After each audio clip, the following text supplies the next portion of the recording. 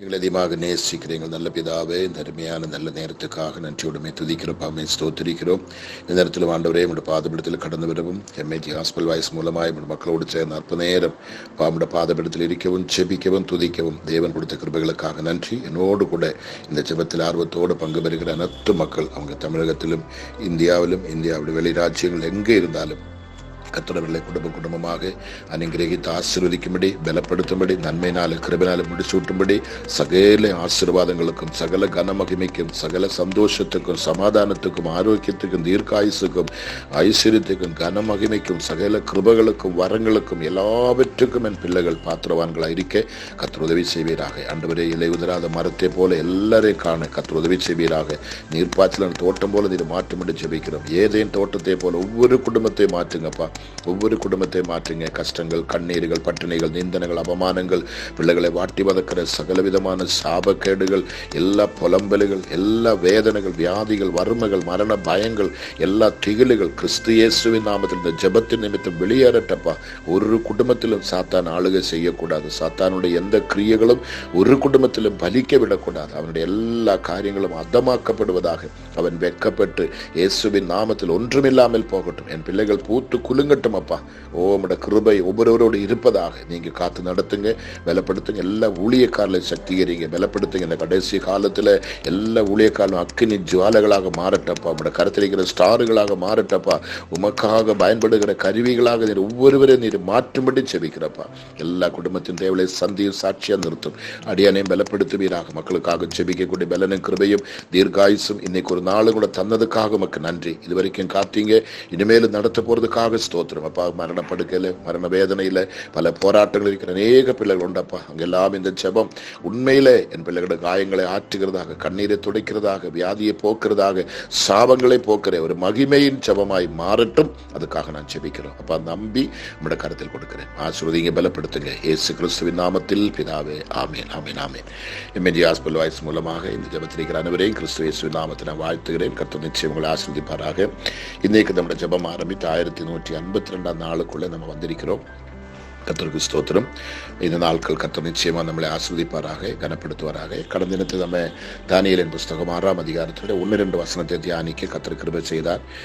அநேகருக்கு அது பிரயோஜனமாக இருந்தது என்று நான் விசுவாசிக்க அநேகர் வாய்ஸ் மெசேஜ் அனுப்பியிருக்கிறாங்க, ஃபோன் பண்ணியிருக்கிறாங்க. கர்த்தர் பேசினார், உறுதிப்படுத்தி இருக்கிறாங்க. இன்றைக்கு நான் 3ஆம் வசனத்தை தியானிக்க போறோம். நான் நேற்று சொன்னேன், நீங்க இந்த அதிகாரத்தை முழுவதையும், இது 6ஆம் அதிகாரம் முழுவதும் நீங்கள் படிக்கணும்னு சொன்னேன். நிச்சயம் நீங்கள் படிச்சிருப்ப நம்புகிறேன். நீங்கள் ரொம்ப, நான் சொல்கிறதே செய்து எனக்கு ஒரு நல்ல நம்பிக்கை இருக்குது. நீங்கள் ரொம்ப ரொம்ப நல்லவங்க. ஆனபடி இன்னைக்கும் நீங்கள் இந்த 6ஆம் அதிகாரத்தை படிக்கணும். ஓகே, 6ஆம் வசனம், 3ஆம் வசனம். இப்படி இருக்கையில் தானியேல் பிரதானிகளுக்கும் தேசாதிபதிகளுக்கும் மேற்பட்டவனாய் இருந்தான். தானியேலுக்குள் விசேஷித்த ஆவி இருந்தவையால் அவனை ராஜ்யம் முழுமைக்கும் அதிகாரியாக ஏற்படுத்த ராஜா நினைத்தார். கர்த்தருக்கு ஸ்தோத்திரம். நம்முடைய குறிக்கோள், இதனுடைய சரியான குறிக்கோள் என்ன கேட்டா, கர்த்தருக்கு ஸ்தோத்திரம், ராஜாவுக்கு நஷ்டம் வரக்கூடாது. ரெண்டாவது, ராஜாவுக்கு நம்ம கணக்கு ஒப்புவிக்க வேண்டும். இந்த 2 காரியம்தான் இதுக்குள்ளே ஆணித்தரமா இருக்கிறது. அடுத்தது, இன்றைக்கு நம்ம பார்க்கும்போது இந்த தானியேலை ஏன் கர்த்தர் இவ்விதமாக எடுக்கணும், இவ்விதமாக உயர்த்தணும், ராஜ்யம் முழுமைக்கும் அவனை ஏன் இந்த தகுதிக்கு கொண்டு வந்து கேட்டா, அவனுக்குள்ள ஒரு விசேஷித்த ஆவி இருக்குதான். நல்ல கவனிங்க. அவனுடைய எஜுகேஷன், அவனுடைய டிகிரி, அவனுடைய டாக்டரேட்டிங் ஒன்றுமே இங்கே காட்டிக்கவே இல்லை. அவன் என்ன தானியேல் என்ன படித்தானே கூட இந்த இடத்துல இல்லை. ஆனால் ஒன்று மட்டும் துல்லியமாக சொல்கிறாங்க, தானியேலுக்குள்ள என்ன இருந்ததா, தானியேலுக்குள் விசேஷித்த ஆவி இருந்ததா. இன்னைக்கு அநேகர் பரிசுத்த ஆவியை அற்பமாக நினைக்கிறாங்க, பிடிவாதமாக இருக்கிறாங்க. அபிஷேகத்தை நான் பெற்றுக்கொள்ள மாட்டேன்னு சொல்லி ஏதோ ஒரு தவறான உபதேசம், சாத்தானோட தவறான வித்து அவங்களுக்குள்ள விதைத்திருக்கிறபடியினால இயேசு கிறிஸ்துவை ஓவர்டாக் பண்றாங்க. வேதம் தெளிவாக சொல்லுகிறது, ஒருவன் ஜலத்தினாலும் ஆவியினாலும் பிறந்தால் ஒழிய அவனுக்கு விடுதலை இல்லை. இயேசு ஒரு மனுஷனாய் இந்த பூமியிலே பிறந்து 30வது வயசில் யோர்தான் நதியில ஸ்நானப்பட்டு கரையேறும்போது பரிசுத்தாவி புறாவை போல் இறங்கி வராங்க. அந்த பரிசுத்தாவியானதை அவரை மறுபூமிக்கு நடத்திட்டு போனாங்க. அந்த பரிசுத்தாவி தான் 40 நாட்களும் அந்த மறுபூமியை பாதுகாத்தாங்க. கர்த்தருக்கு ஸ்தோத்திரம். அப்படியானால் அவருடைய ஊழியத்தின் துவக்கம் முதலே பரிசுத்தாவிட கன்றோட தான் போயிருக்கிறோம். இயேசு புறப்பட்டு நான் போய் உங்களுக்கு ஒரு தேற்றவாளனை அனுப்புவேன்னு சொன்னேன். பரிசுத்தாவி உங்களுக்குள் வரும்பொழுது நீங்கள் பலனடைந்து எருசலேமிலும் யூதேயாவிலும் உலகம் முழுவதிலும் எனக்கு சாட்சிகளா நிற்பேன்னு சொன்னேன். இவ்வளவு எக்கச்சக்கமான தெளிவுகள் பரிசுத்தாவியை குறித்து வேத புஸ்தகத்தில் உண்டு. இன்னைக்கு நடக்கிற ஆளுகை பரிசுத்தாவியானது தான். பிதாவினுடைய ஆளுகை இல்லை, குமாரனுடைய ஆளுகை இல்லை, பரிசுத்தாவியான ஆளுகை. இரண்டாவதாக, இன்னைக்கு நீங்க உயிரோடு இருக்க காரணம், நீங்க நல்லா இருக்க காரணம், நல்ல சாப்பாடு சாப்பிட காரணம், பரிசுத்தாவி உங்க பக்கத்துல உட்கார்ந்து பெருமூச்சுடன் உங்களுக்காக வேண்டுதல் செய்துட்டு இருக்கிறான். நீங்க ஜெபிக்கிற ஜெபமோ, நீங்க கொடுக்கிற காணிக்கை அல்ல உங்களை பாதுகாக்கிறது. பரிசுத்தாவியான உங்களுக்காக பெருமூச்சு விட்டு கதறிக்கொண்டிருக்கிறாங்க. கர்த்தருக்கு ஸ்தோத்திரம். இதெல்லாம் நீங்க மறந்து போயிட்டு தான் பரிசுத்தாவிக்கு இடம் கொடுக்காம இருக்கிறாங்க. பரலோகம் போகணுமா, பரிசுத்தாவின் அபிஷேகம் வேணும். இது சத்திய வேத புஸ்தகம் தெல்லும் தெளிவா நமக்கு சொல்றது. இப்ப தானியேலு புதிய ஏற்பாட்டு காலத்தில் இல்லை, பழைய ஏற்பாட்டு காலத்தில் இருந்திருக்கிறாங்க. அப்ப பழைய ஏற்பாட்டு காலத்தில் இருந்த தானியேலுக்குள்ள என்ன இருந்தது? விசேஷித்த ஆவி. அந்த விசேஷித்த ஆவி அவனை எங்க கொண்டு வைக்கிற பாருங்க. இப்படி இருக்கையில் தானியேல் பிரதானிகளுக்கும் தேசாதிபதிகளுக்கும் மேற்பட்டவனாயிருந்தார். அப்படியானால் பரிசுத்தாவின் அபிஷேகம் பண்ணப்பட்ட நீங்கள் ஏதோ சபைக்கு வந்து உட்கார்ந்து மூலையில கைதட்டதுக்கு அல்ல, உங்களை மேலான இடத்தில் இந்த உலகத்திலே வாழ வைக்கணும். அதான் அவருக்கு மெயின் முக்கியமான காரியம். பரலோகத்திலே போகுது, அது அங்க போன ஒரு பாடு உங்களை எங்க வச்சு ஆர்க்கணும் தெரிய போகுது. இது உலகத்துல சத்துருக்களுக்கு முன்பாக, எதிரிகளுக்கு முன்பாக, நம்மளை கேலி பண்றவங்களுக்கு முன்பாக, நம்மளை கிண்டல் பண்றவங்களுக்கு முன்பாக உங்களை கர்த்தர் உயர்த்தி வைக்க ஆசைப்படுறான். அப்ப அந்த உயர்த்துவதுக்கு என்ன வேணும்? இது வேணும். ஒரு பெலூன் உங்களோட கையில பாய்க்கிட்டு இருந்தா அங்கதான் இருக்கும். அதுக்குள்ளே காற்று ஏத்தினால் அது உயர்றது பார்க்கலாம். அதுக்கு இன்னொரு விதமான ஒரு கேஸ் அதில் ஏத்துனா அது பாட்டுக்கு வானத்துக்கே பறந்து போகுது அந்த பெலூன். அப்படியானால் அது காற்று போனால் அப்படியே சுருங்கி கீழே. அதே மாதிரிதான் பரிசுத்தாவின் அபிஷேகம் உங்களை உன்னதத்துக்குள்ள வழி நடத்துது, ஸ்தானம் மாற்றுது, உங்களுடைய கௌரவத்தை மாற்றுது, அந்தஸ்து மாற்றுது, எல்லா விதத்திலும் எல்லாருக்கும் முன்பாக உங்களை உயர்த்துகிறார். நல்ல கவனிக்கணும். அங்க முதலாவது எத்தனை பேரை எடுத்திருக்க நம்ம பாருங்களேன். கர்த்தருக்கு ஸ்தோத்திரம். அங்க நம்ம பார்க்கும்போது ராஜாவுக்கு நஷ்டம் வராதபடிக்கு அந்த தேசாதிபதிகள் கணக்கொப்புவிக்க மேல முதல் வசனம், ராஜ்யம் முழுவதையும் ஆளும்படிக்கு தான் ராஜ்யத்தின் மேல் 120 தேசாதிபதிகளை அங்க எடுக்கிறாங்க. 120க்கு மேலதான் இந்த 3 பேரை எடுக்கிறாங்க. இந்த 120 123 பேர்ல ஃபர்ஸ்ட் லீடிங் யாரு? இந்த தானியேல். ஏன் காரணம்? மற்ற 122 பேர் மேலும் அபிஷேகம் கிடையாது. தானியேலுக்குள்ள மட்டும்தான் அபிஷேகம் இருக்குது. அப்ப இதுலனே புத்தி உள்ள நீங்கள் கொஞ்சம் மசாலா மூளை இருந்தா இங்க புரிஞ்சுக்கணும். கர்த்தருக்கு இன்னைக்கே நீங்க முட்டி போட்டு முழங்கால் பிடிட்டு அபிஷேகம் பெறுவீங்க. இப்ப இங்க என்ன சொல்றது? அந்த 123 பேர்ல 122 பேரும் அவங்க ஸ்தானத்தில் இருக்கிறாங்க. ஆனா தானியேலை மட்டும் உன்னத ஸ்தானத்துல, சீஃப் மினிஸ்டரா, ஒரு பெரிய உன்னத ஸ்தானத்துல கொண்டு வைக்க காரணம் அவனுக்குள்ள என்ன இருந்ததா? விசேஷித்த ஆவி. அவன் ஹைட்டோ, வெயிட்டோ, கலரோ, ஜாதியோ, குலமோ ஒன்னும் அங்க சொல்லல. அவனுக்குள்ள, தானியேலுக்குள்ள என்ன இருந்ததா? கர்த்தருக்கு சொல்ற விசேஷித்த ஆவி இருந்தமையால் அவனை ராஜ்யம் முழுமைக்கும் அதிகாரியாக ஏற்படுத்த ராஜா நினைத்தார். அப்ப நம்மள ராஜாதி ராஜா இந்த அபிஷேகம் பண்ணப்பட்ட உங்களை குறித்து என்ன நினைச்சிருக்கிற பாருங்க. நீங்க ஏதோ ஒரு வாடகை வீட்டிலோ, ஒரு குடிசை வீட்டிலோ, படுரோட்டிலோ காயப்பட்டு நொந்து போய் சத்து போய் ஏதோ ஒரு சர்ச்சின் மூலையில் யாருக்கும் தெரியாது போய் கையடிக்கக்கூடிய பார்ட்டி அல்ல நீங்க. இந்த அபிஷேகம் உங்களுக்குள்ள வரும்பொழுது உங்களுடைய எல்லா நிலைமைக்கு ஒரு மாற்றம் உண்டாகுது. இதான் நான் சொன்னேன். தானியேலின் புஸ்தகம் 6ஆம் அதிகாரம் தொடர்ந்து படிங்க சொன்னேன். இதை நீங்க படிச்சு கொண்டே இருக்கும்போது உலகத்தில் இருக்கிறவர்களும் பெரியவர் உங்களுக்குள்ள இருக்கிறாங்க. இப்ப நீங்க பல இடத்தில் வேலை செய்றீங்க, கம்பெனிகளில், கவர்மெண்ட்ல பலவிதப்பட்ட துறைகளை நீங்க வேலை செய்றீங்க. உங்களுக்கு மேலதிகாரிகள், உங்களுக்கு கீழே வேலை செய்யறவங்களுக்கு பழி வாங்கக்கூடியவன், உன்னை குழி வெட்டுறவன், வலவிரிக்கிறவன் எத்தனை பேர் இருப்பாங்க. ஆனால் நீங்க மட்டும் உட்கார்ந்து ஒரு 5 நிமிஷம் தின் பண்ணி பாருங்க. உங்க கம்பெனியில் எத்தனை பேர் வேலை செய்யறது உங்களுக்கு தெரியும், எத்தனை அதிகாரி இருக்கிறது தெரியும். அதோட தலப்பத்து முதல் கொண்டு கீழே பியூன் வரையிலும் வாட்ச்மேன் வரையிலும் எத்தனை உங்களுக்கு தெரியும். அதுல சப்போஸ் பார்த்தா நீங்க ஒருத்தன் தான் அபிஷேகம் பண்ணப்பட்டவனா இருப்பாங்க. நீங்க இதை மறக்க கூடாது. அப்ப நீங்க தான் தானியோட ஸ்தானத்தில் இருக்கிறீங்க. அந்த கம்பெனிக்கு சீப்பா நீங்க தான் வரணும். உங்களே தான் அந்த கம்பெனியோட ஓனர் உன்னத ஸ்தானத்தை கொண்டு போக போறாங்க.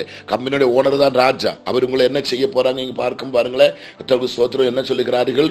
ஆமென். கர்த்தருக்கு ஸ்தோத்திரம். அவனே ராஜ்யம் முழுமைக்கும், அப்படின்னா கம்பெனி முழுவதுக்கும், டிபார்ட்மெண்ட்டுக்கு முழுவதுக்கும், இந்த துறைக்கு முழுவதுக்கும், இந்த எஸ்டேட் முழுவதுக்கும், இந்த கம்பெனி முழுவதுக்கும் கர்த்தர் உன்னை உன்னதமான இடத்துல வைக்க ராஜா தீர்மானிக்கிறார். அவனை ராஜ்யம் முழுமைக்கும் அதிகாரியாக ஏற்படுத்த ராஜா நினைத்திருக்கிறாராம். இது சாதாரண காரியமா நீங்க எடுக்கக்கூடாது. இந்த வசனத்தை நீங்க பலபடி படிச்சிருப்பாங்க, அப்படி நீங்க எடுக்கக்கூடாது. கர்த்தர் உங்களை வாலாக்காமல் தலையாக்க போகிறார். எது நம்மளை வாலுன்னு தலைக்கு கொண்டு போறேன்னு கேட்டா, கர்த்தருக்கு ஸ்தோத்திரம், இந்த அபிஷேகம் தான். அப்ப இந்த அபிஷேகத்துல அனுதினமும் நீங்க வேலைக்கு போற இடத்துல நீங்க அப்படியே வேலை செய்து இருக்கணும், உள்ளுக்குள்ள அந்நிய பாஷை பேசிக்கொண்டே இருங்க. நான் காலையில எழும்பி முழங்கால் விட்டு ஜெபம் பண்ணி அபிஷேகத்தின் வல்லமை பெற்றுக்கொண்டு அந்த பலத்தோடு நீங்க புறப்பட்டு போவோம். உனக்கு இருக்கிற இந்த பலம் சொன்ன என்னது? இந்த உலகத்திலே சாப்பிட்ட பலன் அல்ல, அபிஷேகத்தினுடைய பலன், அபிஷேகத்தோட சக்தி அதுக்குள்ளதான் உங்களுக்குள்ள வெளிப்படணும். அந்த அபிஷேகத்தோடு நீங்கள் புறப்பட்டு போகும்போது கர்த்தருடைய மகிமை உள்ள கரம் உங்க கூடவே இருக்கும். உங்களை எவனும் சேதப்படுத்த முடியாது, எவனும் உங்களை வெட்கப்படுத்த முடியாது, எவனும் உங்களை தலை குனிக்க வைக்க கர்த்தர் அனுமதிக்க மாட்டார். அந்த கிருபை உங்களுக்கு தேவன் தருவாராக. இதை பேசுறதுக்கு எனக்கு நேரம் போதாது, நீங்க படிச்சு புரிஞ்சிடுங்க. நம்ம ஜெபம் பண்ணலாம். கர்த்தருக்கு ஸ்தோத்திரம். எங்களை நேசிக்கிற நல்ல கர்த்தாவே, இன்னைக்கு இந்த 3ஆம் வசனத்தை தியானிக்க கர்த்தர் எங்களுக்கு கிருபை செய்ததற்காக ஸ்தோத்திரம். பரிசுத்தாவுடைய தன்மை, பரிசுத்தாவுடைய அதிகாரம், அவனுடைய பவர் எங்களை எங்க கொண்டு வைக்கிறார் என்பதை எங்களுக்கு நீ புத்தியோடு கூட எங்களுக்கு ஞானத்தோடு எங்களுக்கு சொல்லி தந்ததுக்காக ஸ்தோத்திரம். இதை கேட்கிற பிள்ளைகள், அபிஷேகம் பண்ணப்பட்டவர்கள் தங்கள் அபிஷேகத்தினுடைய விலையும் கனவும் மகிமையும் புரிந்து அதை இன்னும் சக்திப்படுத்தட்டும். இன்னும் அந்நிய பாஷைகள் தெளிவாக பேசட்டும், இன்னும் அந்நிய பாஷையிலே பாட்டு பாடட்டும், அந்நிய பாஷையில ஜெபிக்கட்டும், அந்நிய பாஷையில கர்த்தரோடு மணிக்கூறு கணக்கிന് செலவிடக்கூடிய கிருபை என் மக்களுக்கு தாரும். அன்னைக்கு அசுத்த உதருள்ள ஏசியாவின் நாவே தொட்ட தீக்கனல் இன்னைக்கு இந்த ஜெபம் கேட்டுக்கொண்டு இருக்கும்போது ஒவ்வொரு பிள்ளையிடம் நாவில அந்த தீக்கனல் தொடும்படி நான் செபிக்கிறேன். அந்த நெருப்பு தணல் இறங்கி வரும்படி நான் செபிக்கிறேன். அசுத்தமான வார்த்தை பேசின தீர்க்கதரிசியா மாற்றின கர்த்தர் என் மக்களை நீ மாற்றும்படி நான் செபிக்கிறேன். அப்பா, நீர் இதை செய்ய போறதுக்காக உமக்கு நன்றி. அவ்விதமாகவே எங்கெல்லாம் தாழ்த்தப்பட்டு, எங்கெல்லாம் கீர்த்தனமாக அடிப்பட்டு தாமீன் தாமீன் ஆமீன் பலவிதப்பட்ட வார்த்தைகளை சொல்லி, பலவிதப்பட்ட பொய்க்கதைகளை சொல்லி, பலவிதமான அபாண்டமான பழிகளை செலுத்தி என் பிள்ளைகளை அழிக்க பறிக்க கொல்ல தீர்மானிக்கிறேனோ, அந்த இடத்தில் கர்த்தர் இறங்கி வந்து உன்னத ஸ்தானத்துல நம்பர் 1 இடத்துல, முதல் இடத்துல நீர் என் பிள்ளைகளை கொண்டு வைக்க போறதுக்காக உமக்கு நன்றி. நாங்கள் அதை விசுவாசிக்கிறோம். ஆனபடி இதை கேட்டுண்டிருக்கிற ஒவ்வொரு பிள்ளைகளும் இப்பொழுது பலப்படட்டப்பா, ஆவியில நிரம்பட்டப்பா, அந்த மகிமையின் பிரசன்னத்தை அனுபவிக்கட்டப்பா, அந்த வல்லமை என் பிள்ளைகள் மேல இப்ப இறங்கட்டப்பா, அந்த தீ என் பிள்ளைகள் மேல இறங்கட்டப்பா. 120 வேர்கள் ஒருமனமாய் கூடியிருந்த பொழுது அங்க இறங்கின பரிசுத்த ஆவியே அந்த மேகமாய் என் மக்கள் மேல இறங்கும். இப்ப குடும்பத்தில் உட்கார்ந்து ஜெபிக்கிறதா, அந்த குடும்பத்துக்குள்ள கர்த்தர் தீ பற்றி எரியட்டும். 2 பேர் உட்கார்ந்து ஜெபிக்கிறாரா, 3 பேர் உட்கார்ந்து ஜெபிக்கிறாரா, 10 பேர் ஜெபிக்கிறாரா, ஒருத்தன் தனியா ஜெபிக்கிறார், அங்க கர்த்தர் மகிமை இறங்குவதாக என்று நான் ஜெபிக்கிறேன். அப்பா, எல்லா பலகீன பாத்திரங்களும் பலன் அடையட்டும். விசுவாசத்திலே சோர்ந்து போய் கிடக்கிற பிள்ளைகள், பலவிதப்பட்ட எதிர்ப்புகள், பலவிதப்பட்ட நிந்தனைகள், பலவிதப்பட்ட பரிகாசங்கள், பலவிதப்பட்ட வறுமை, பட்டினி, கஷ்டம், நிந்தனை, அபமானம், ஆண்டவரே அவங்க பேசுறது இவங்க பேசுறதை கேட்டு நொந்து வெந்து போய் எதுக்கு நான் உயிரோட வாழணும், செத்து போயிடலாமா என்று வாழ்க்கையை முடிக்க பார்க்கிற பிள்ளைகளுக்கு இந்த வசனம், இந்த ஆலோசனை அவங்களை தூக்கி பூஸ்ட் பண்ணி எழுப்பட்டுமே இயேசுவின் நாமத்தினாலே. ஆமென் ஆண்டவரே. அவங்களுடைய செத்து போன விசுவாசம், நஷ்டப்பட்ட அபிஷேகம் இப்பொழுது புதுப்பிக்கப்படுவதாக. ஒரு புதிய சக்தி தானியேலுக்குள்ள அந்த விசேஷித்த ஆவி என் மக்கள் மேல் இறங்கட்டப்பா, அந்த விசேஷித்த ஆவி என் பிள்ளைகள் மேல் இறங்கட்டப்பா, அந்த விசேஷித்த ஆவி ஒவ்வொரு குடும்பத்திலும் இப்போது அக்கினியாய் பற்றி எரியட்டப்பா. ஆண்டவரே, அனலும் இல்லாம குளிரும் இல்லாம இருக்கிற எல்லாமே அனலாக மாறட்டும். வாந்தி பண்ணி போற ஒரு கேஸும் எம்ஏஜி ஹாஸ்பிட்டல் வாய்ஸ்ல இருக்க கூடாதப்பா. ஆண்டவரே, நீ வாந்தி பண்ணுகிற ஒரு கேஸும் இதுக்குள்ள இருக்க கூடாதப்பா. பலத்தின் மேல் பலன் பெற்று, கிருபையின் மேல் கிருபை பெற்று, சட்டைகளை அடித்து பறந்துயரக்கூடிய ஒரு கிருபையன் மக்களுக்கு நீங்க தாங்கப்பா. ஆண்டவரே, மக்கள் நன்றி. கர்த்தருக்கு காத்திருக்கிறவர்கள் புதுபலன் அடைந்து சட்டைகளை அடித்து பறந்துயர்வார்கள். வசனத்தின்படி உண்மையாகவே கர்த்தருடைய மகிமை இறங்குறதுக்காக ஸ்தோத்திரம். ஆண்டவரே, இன்னைக்கு 1152 நாள் நாங்கள் காத்திருக்கிறோம். இன்னைக்கு ஒரு உன்னதமான ஸ்தானத்துல என் மக்களை நீ கொண்டு செல்லும்படி அப்பா உம்முடைய நாமத்தை நான் செபிக்கிறோம். தெய்வம் அதை செய்கிறதுக்காக நன்றி. உம்முடைய மகிமை நீர் வெளிப்படுத்துறதுக்காக நன்றி. உம்முடைய சக்தி அங்கே இறங்குறதுக்காக ஸ்தோத்திரம். இந்த அபிஷேகம் அவங்களுக்குள்ள டச் ஆகும்போது வியாதிகள் வேரோட பட்டு போகட்டும், கவலைகள் வேரோட பட்டு போகட்டும், பாவங்கள் வேரோட தொலைஞ்சு போகட்டும், சாபங்கள் வேரோட தொலைஞ்சு போகட்டும். எல்லா வறுமைகளும், கஷ்டங்களும், நிந்தனைகளும், அபமானங்களும், கேளிகளும், பரிகாசங்களும், எல்லா சத்துருடைய கொடூரமான கிரியைகளும் இன்றைக்கு வேரோட பட்டு போகுவதாக. இயேசுவின் நாமத்தில் அது பட்டு போகுவதாக. எல்லா பலவீனத்தின் படுக்களை மாற்றும், வியாதி படுக்களை மாற்றும், மரண படுக்களை மாற்றும். ஒரு அற்புதம், ஒரு அற்புதம், ஒரு அற்புதம், ஒரு அற்புதம், ஒரு அற்புதம், இதுவரைக்கும் இல்லாத ஒரு மகிமையான அற்புதம் இன்னைக்கு பிள்ளைகள் மேல இறங்கட்டப்பா. இதை கேட்டுக்கொண்டிருக்கிற எத்தனை பிள்ளைகளுக்குள்ள அபிஷேகம் இல்லையோ, எத்தனை பேர் ரட்சிக்கப்படாம இருக்கிறேனோ, எத்தனை பேர் அந்நிய பாட்டு பேசாம இருக்கிறேனோ, இந்த தானியேலுக்குள்ள விசேஷித்த ஆவியை அசட்டை செய்து கால் கீழே போட்டு மெதித்து யார் இருக்கிறேனோ அவங்களுக்குள்ள இன்னைக்கு ஒரு புத்தி கொடுங்க, தெளிந்த புத்தி கொடுங்க, ஞானத்தை கொடுங்க. ஐயோ ஆண்டவர் இவ்வளவு விளக்கமா, இவ்வளவு சத்தமா இது இப்படி சொல்லி இருக்கிறார்களே. நீங்க எல்லாம் நினைக்கிறீங்க 120 நாட்கள் 120 பேர்கள் அந்த மேல் வீட்டாரிலே காத்திருந்தப்பதான் பரிசுத்தாவி வந்தார். இல்லைங்க, பழைய ஏற்பாட்டு காலத்தில் எத்தனை இடத்தில் பரிசுத்தாவியானவர் இங்க கிரியை செய்து நீங்கள் பாருங்க. கர்த்தருக்கு ஸ்தோத்திரம் உண்டாவதாக. எவ்வளவு மகிமையானது நீங்க பாருங்க. கர்த்தருக்கு ஸ்தோத்திரம். இதை நீங்கள் புரிந்து கொள்ள வேண்டும். யோர்தானை யாரு வழிவிட்டு வாங்கினது, வழிவிட வச்சது யாரு? பரிசுத்தாவிதான். செங்கடலை இரண்டாக பிரித்தது யாரு? பரிசுத்தாவிதான். 40 வருஷம் மக்களை நடத்தினது யாரு? அந்த மேகம் என்ன, அக்கினித்தூண் என்ன? பரிசுத்தாவிக்கு அடையாளம் தான். கர்த்தருக்கு ஸ்தோத்திரம். இஸ்ரவேல் ஜனங்கள் எதுக்கு செங்கடல் வழியாக இறங்கி போக வேண்டும்? அது ஞான ஸ்நானத்துக்கு அடையாளம் தான். ஞான ஸ்நானம் பெற்று இந்த அபிஷேகம் பெற்றாதான் ஒருத்தன் கானானுக்குள்ளே போக முடியுமே தவிர எவனுமே போக, எந்த கொம்பனும் போக முடியாது. நீ ஆராதிக்கிறது வேஸ்ட், கர்த்தரை நம்பினது வேஸ்ட். நீ எந்த ஊழியம் செய்தாலும் அது பரலோகத்துக்கு செல்லாது. பரலோகம் அதை செலக்ட் செய்யாது. நான் மறுபடியும் சொல்றேன், நீ ராஜாவுக்கு கணக்கு கொடுக்கணும்.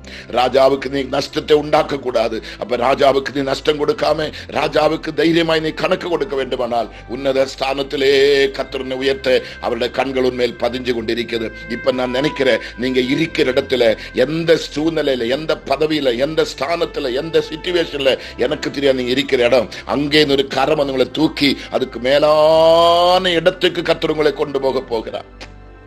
மேலான இடத்துக்கு உன்னை ஏசினவன், பரிகசித்தவன், கேலி செய்தவன், கல்லறிந்தவன், சாணி கரைச்சு ஊத்தினவன், உன்னை கிண்டல் அடித்தவன், உன்னை துரத்த பார்த்தவன் எல்லாம் உனக்கு முன்பாக வந்து வணக்கம் அடிக்க போகிறார்கள். பாருங்க, கர்த்தருக்கு ஸ்தோத்திரம். 122 பேரும் தானியேலுக்கு வணக்கம் அடிக்க வேண்டிய நிலைமை வந்தது. தானியேல் இடுறதான் கட்டளை. அவனுக்கு மேலே ஒருத்தன் இல்ல, தானியேலுக்கு கீழே தான் எல்லாருமே.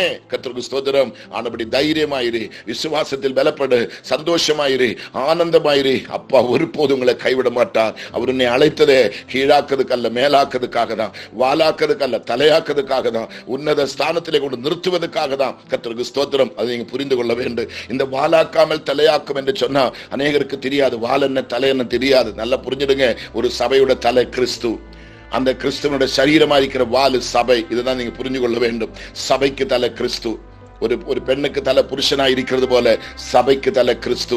சபை வால் அல்லங்க சரீரம். இதுதாங்க உண்மையான அர்த்தம். அப்படி அந்த தலை இல்லாம நீ இந்த சரீரத்தோடு ஒட்டி இருக்க முடியாது. இந்த சரீரம் இல்லாம அந்த தலை அங்க இருக்க முடியாது. ரெண்டு ஒன்றை இணைந்தா தான் சொர்க்கத்துக்கு நீ போக முடியும். ஆனபடி இன்னைக்கு சத்தியத்துக்கு கீழ்ப்படி உண்மையா அர்ப்பணம் பண்ணு, உண்மையா விட்டு கொடு. தானியேலுடைய இந்த 6ஆம் அதிகார புஸ்தகம் நம்முடைய வாழ்க்கை முழுவதை மாற்றி திருப்பட்டும். எல்லா குடும்பத்திலும் வெற்றி கொடி பறக்கட்டும். எங்கெல்லாம் மாறாய் அனுபவித்தனோ அங்கெல்லாம் தேனா பாலா ஒழுகட்டும். எங்கெல்லாம் தலை குனிஞ்சு நின்னேனோ தலையெல்லாம் நிமரட்டும். எவனெல்லாம் விளக்கு அணையிற மாதிரி வெக்கப்பட்டு முடிஞ்சிச்சேடா சொன்னேனோ அவனை கர்த்தர் உன்னதமான இடத்துக்கு கொண்டு போய் எல்லாரும் நிமரச் செய்து பார்க்க செய்யட்டுமே.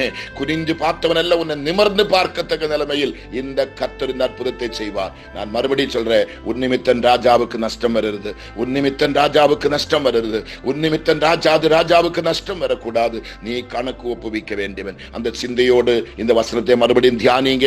இயேசுப்பா நிச்சயம் உங்களை ஆசீர்வதிப்பார். கர்த்தாவே, இந்த ஜெபம் பரலோகம் அங்கீகரித்ததுக்காக ஸ்தோத்திரம், பரலோகம் ஏற்றுக்கொண்டதுக்காக ஸ்தோத்திரம். எல்லா விசுவாச கண்களின் தெய்வம் இப்ப திறக்கிறதுக்காக நன்றி. எங்களுடைய தோல்விகள், பயங்கள், திகில்கள் மறைந்ததுக்காக ஸ்தோத்திரம். தொடர்ந்து ஆசீர்வதியும், கனப்படுத்தும், பெரிய காரியங்களை செய்யும். இயேசு கிறிஸ்துவின் நாமத்தில் ஜெபங்களும் நல்ல பிதாவே. ஆமேன், ஆமேன், ஆமேன். நிச்சயமா நம்புங்க. இயேசுவை தூக்கி ஆரம்பிச்சத கை பிடிச்சிட்டாங்க, கர்த்தரை மாற்றி. அப்போ தானியேலுக்குள்ள விசேஷித்த ஆவிக்காக ஜெபிங்க. அதை பெற்றுக்கொள்ளுங்க. இந்த அதிகாரம் முடிகிறதுக்குள்ள அந்த ஸ்தானத்துக்கு நீங்க வரணும். Okay, thank you. God bless you.